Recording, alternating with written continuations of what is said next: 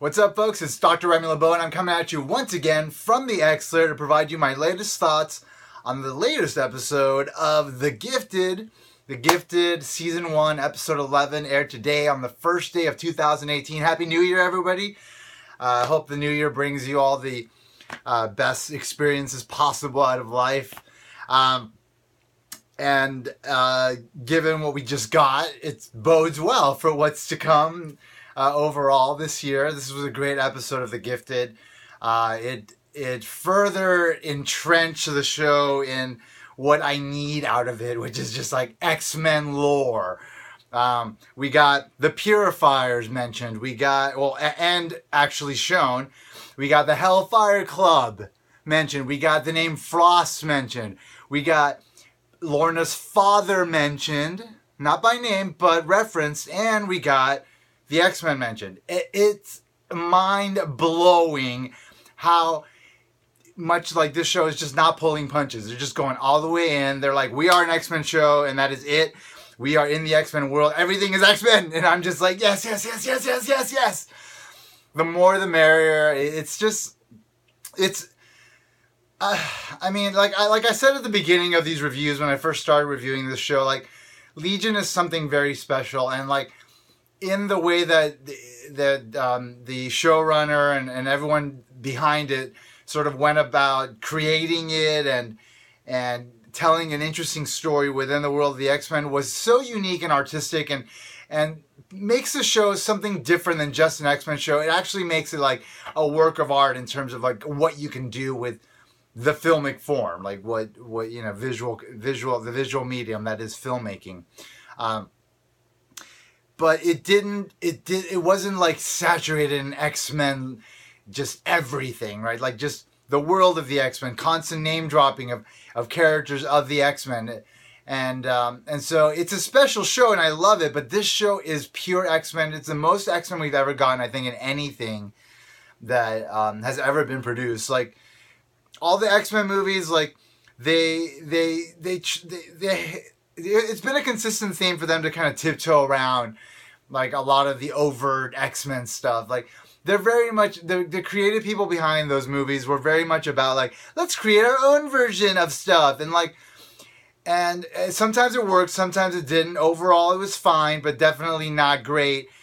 This show though is going all the way in. Like everything in this world is part of what we know to be the world of the X-Men. And so the more the show goes on, the more it convinces me as a hardcore X-Men fan that this is the X-Men show I've been waiting for. And I've said it before, and I'm going to say it again. It is the X-Men show that we have all been wanting for so long, like because of all the stupid Marvel movie rights bullshit. Like there haven't been any good cartoons. Like Wolverine and the X-Men was the last great cartoon that they made. And they canceled it after one season after Disney got a hold of Marvel, and it was so disappointing because the show is really good. And actually, in that show, they actually introduced the Cuckoos as well, and that was again the first time that we saw the Cuckoos outside of the comic. And they did a really good job in that show. They did a really interesting thing in that entire. If you've never seen Wolverine and the X-Men, I highly recommend it. I've got the Blu-ray of the entire run, the only season they made. But it's a really great season. And the animation was good. It was like quality animation. It wasn't, stellar Pixar quality, but it was good. And just everything that went on in that show and like a lot of sort of the character designs, everything, like it was great. And it was really disappointing when it didn't move on to a second season. And then there's been like this dearth of X-Men anything besides the movies. There was this one anime X-Men show. It was interesting, but it was like this story. I don't know. There was something off about it. It just didn't quite feel X-Men, even though it was all X-Men. But it was. I don't know. I'm on the fence about it. I don't know if I loved it. I don't know if you guys loved it. If you have, let me know. Let me know in the comments. Let me know what you thought about that show. Anyway, I'm on a bunch of tangents because I really want to contextualize like the importance of The Gifted and what it's doing. It is the first time that we've really gotten like this immersive X-Men world shown in a way that is as authentic as possible, and also consistent and ubiquitous all over. Meaning, this is a long season. This is probably going to be a 20 episode season, maybe they're going to go the full 23. It's consistent. I mean, that's a long time for us to have like X-Men live action anything being produced, or even just like any kind of filmic, be it live action or animation. Like, it's been forever since we've gotten anything like that, and now we're finally getting it, and it's working, and it keeps surprising me and impressing me. And the more the show goes on, the more it becomes more and more what I have been hungry for all these years, and I'm sure a lot of you X-Men fans as well. It's wonderful. It's really wonderful. Anyway, the episode starts off with this really interesting scene. And again, like I mentioned, I think last week, or last time, that was a couple of weeks ago. I hope everybody had a good holiday season and Happy New Year and all that, of course. As I mentioned before, like they have sort of this template of like doing a brief flashback at the beginning of the episode and then kind of taking us into the present, and it's sort of linking up with this flashback in some way. And they had a really great one today where we saw the purifiers. Now, the purifiers are something that, again, is relatively a new element in the X-Men universe, relative to like the 90s cartoon. Like, they weren't around back then, but like, or maybe they were, I don't know. So William Stryker, if some of you may know from the films, is in the comics like this religious zealot, and so like he uses like a mixture of like xenophobia and and sort of and a religious basis for hating mutants, and that obviously can become very extreme, because when you have people being driven by their ideology, like the rules of society don't always apply, and especially when it's religious based, and so you have these sects that rise up as a result. I believe the purifiers were either directly created by William Stryker in the comics, or later became just kind of like inspired by him and ultimately led by him as well, maybe. I don't know. I forget if the purifiers were introduced in the Claremont era or if they were introduced later, when we had the M-Day situation, which was when the Scarlet Witch said no more mutants, and that population of mutants was decimated down to 198 mutants throughout the world from millions. When there were only that many mutants left, these purifiers rose up to like basically exterminate them, and they were driven by their religious ideology, and as far as like their iconography, like it's always been like this white cross on more of like robe like outfits, but in the show they represented as t-shirts, but still it was authentic. And as soon as they came out, like I knew what they were. I was like, yes. More X-Men lore, more X-Men canon, more of what is familiar, but like in a new medium. Yes, bring in the fucking purifiers, not just random people that hate mutants. No, it's the purifiers.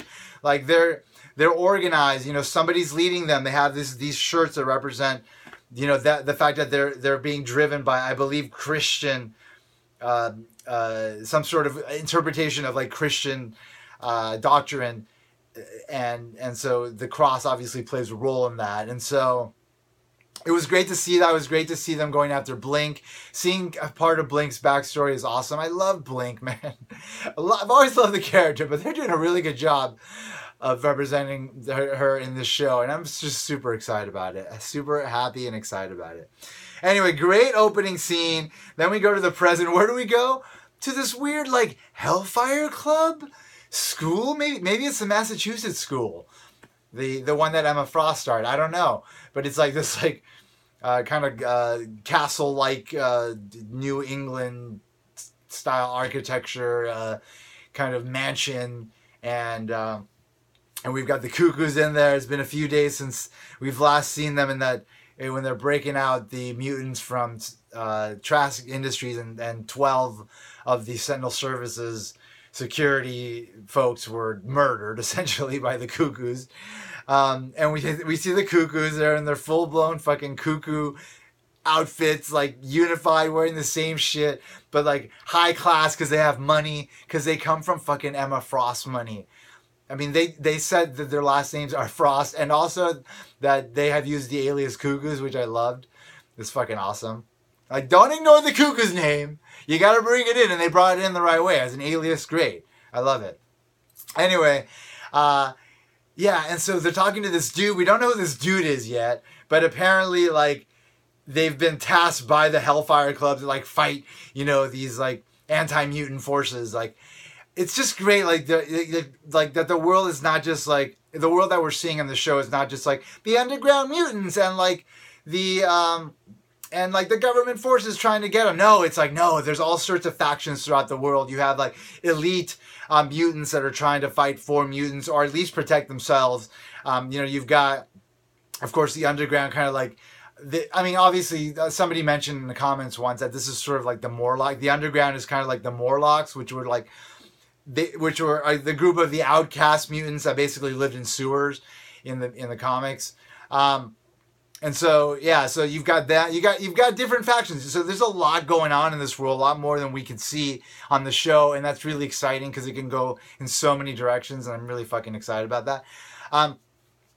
The fact that they mentioned the Hellfire Club was just exquisite. It was delicious, man. It's like, yes, connect the Cuckoos to the Hellfire Club.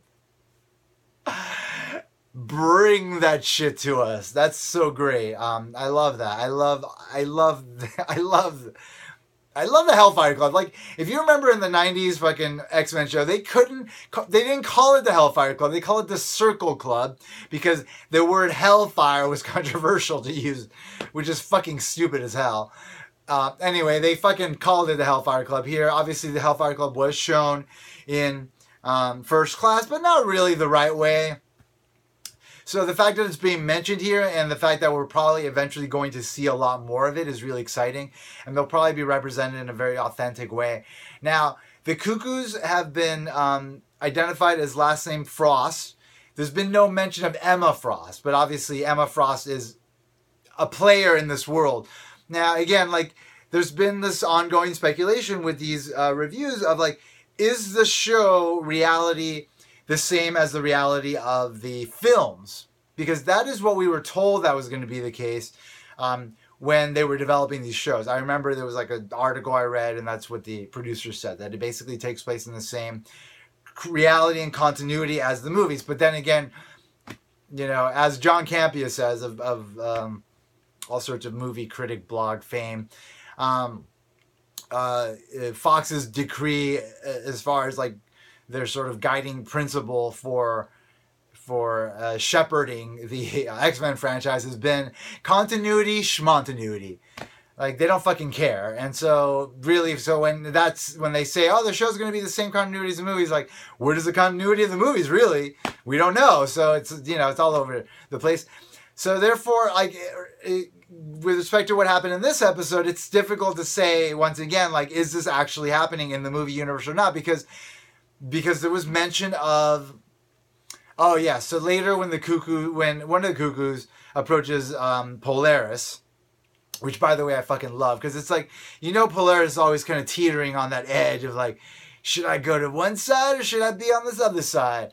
Like, and you know, the fact that she is Magneto's daughter, spoilers for those of you that don't know, I'm sorry, but she's Magneto's daughter, and that's what one of the Cuckoos said to her. Like, your father, your real father, was a member of the Hellfire Club. In fact, he was a king of the Hellfire Club.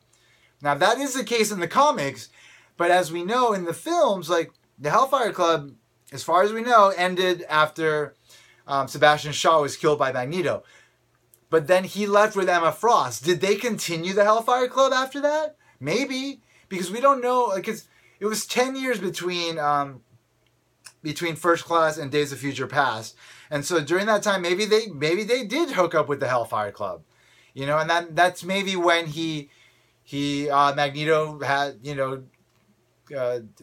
whatever, impregnated some woman that became the mother of Lorna, and made Polaris. I don't know.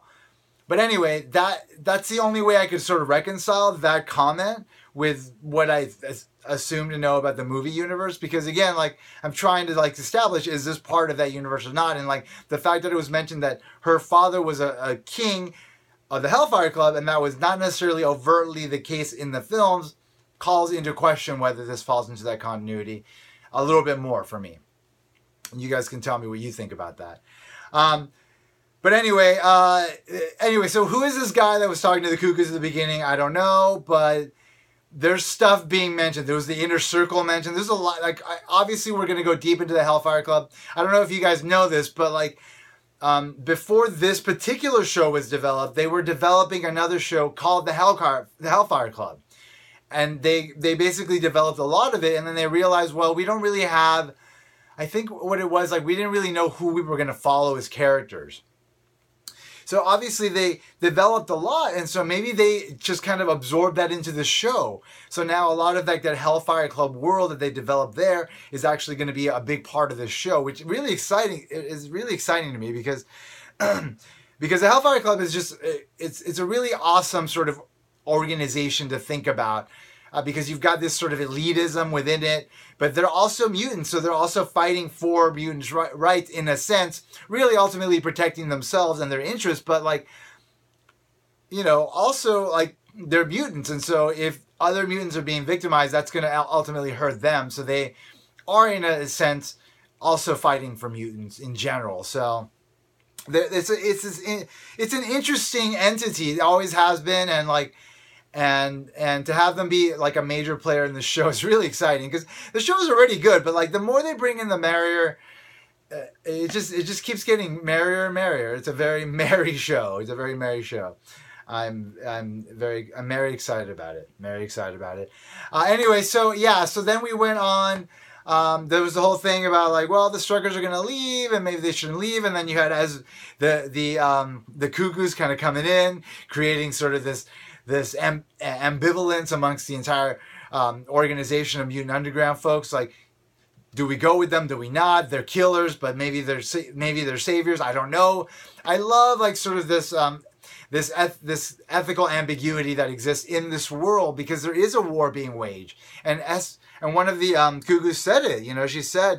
She said, I forget who she said it to, but it was like we're fighting a war. Like, we're fighting a war. It's not a popularity contest. I think it was Polaris.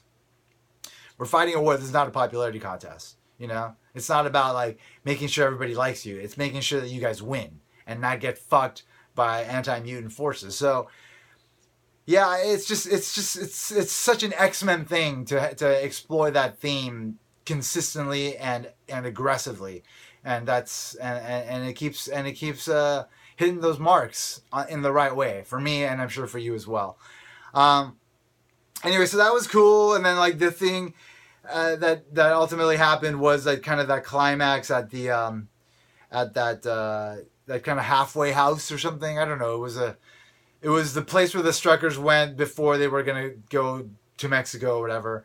And it turns out that the Cuckoos were the ones that actually tipped off Sentinel services to the place, just showing how like underhanded they could be. They're very much Emma Frost. Like that's very much the Emma Frost approach. Like basically Machiavellian. Like whatever means possible is what you use to win a war, essentially. So they're willing to like even hurt their allies in order to win.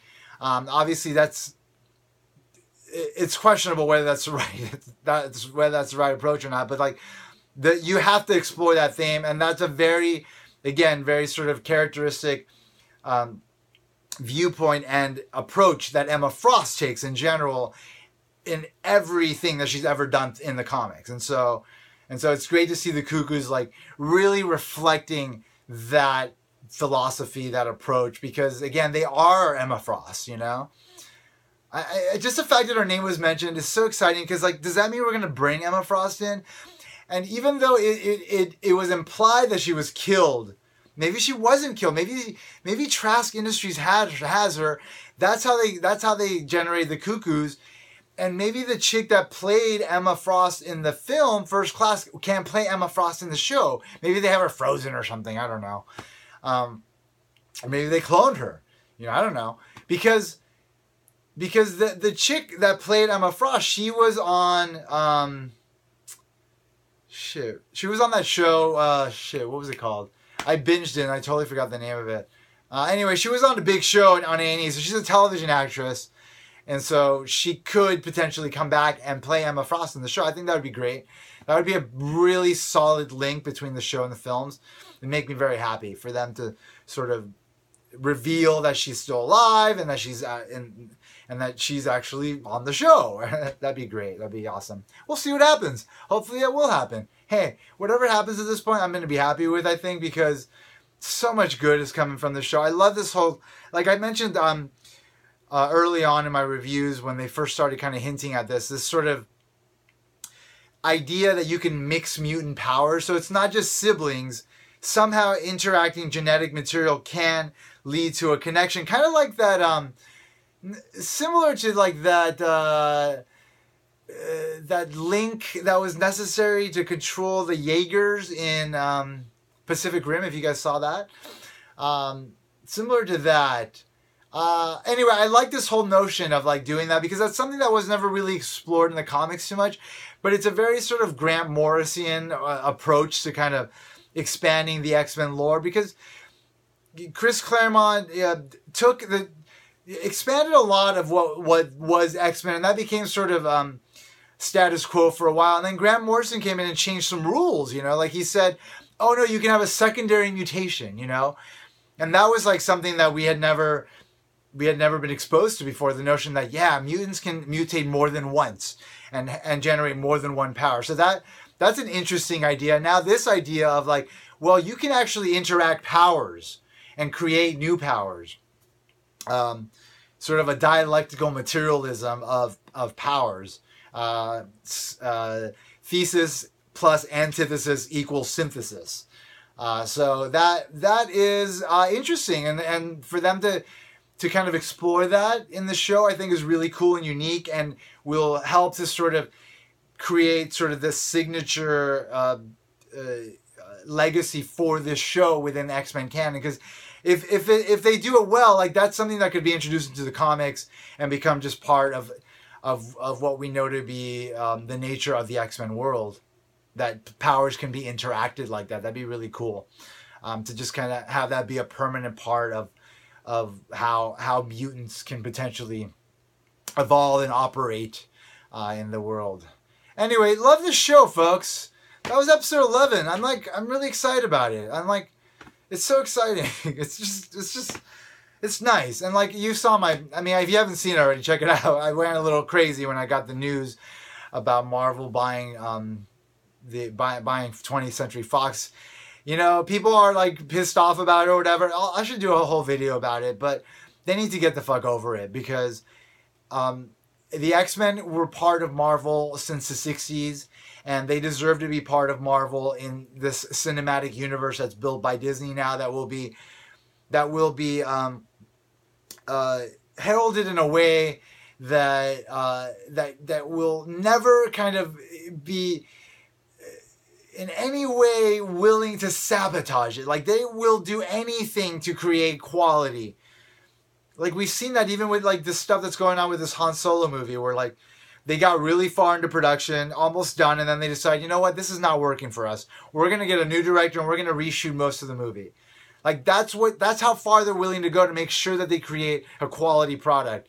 They're never gonna do the X-Men wrong. There's never gonna be an X-Men 3 disaster again, and that is important. Like, I know people are really excited about like, oh, Logan and like New Mutants and all this exciting stuff and Deadpool that Fox was able to do, but it's like they also did some bad things, which means that anytime I go to the movies to watch one of their films, I have to be skeptical that perhaps it's going to not be good, skeptical of its ability to be good.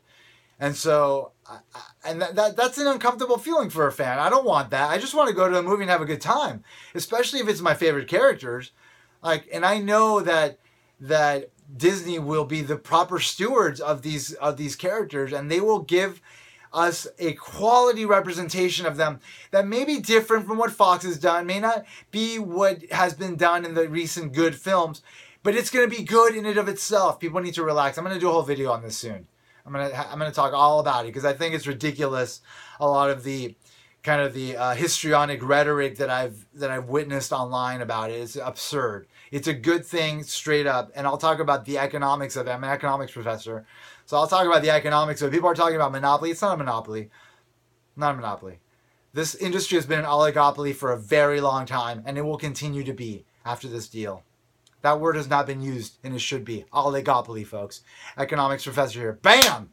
PhD in econ. Bam! All right, enough gloating. This is a really good show. Episode 11 was great. Can't wait for episode 12. Thanks for checking out my video. Thanks for checking out my channel. If you haven't already subscribed, there's a little button down there. Just press it. You'll subscribe. You'll be able to keep up. Next time I do a video, you'll see it. Hey, it'll be a good time. Anyway, I hope everybody's doing well. And as always, I'd like to remind you that if you haven't already, you better put an X in that box because ain't nobody checking me. Take care, folks. Bye-bye.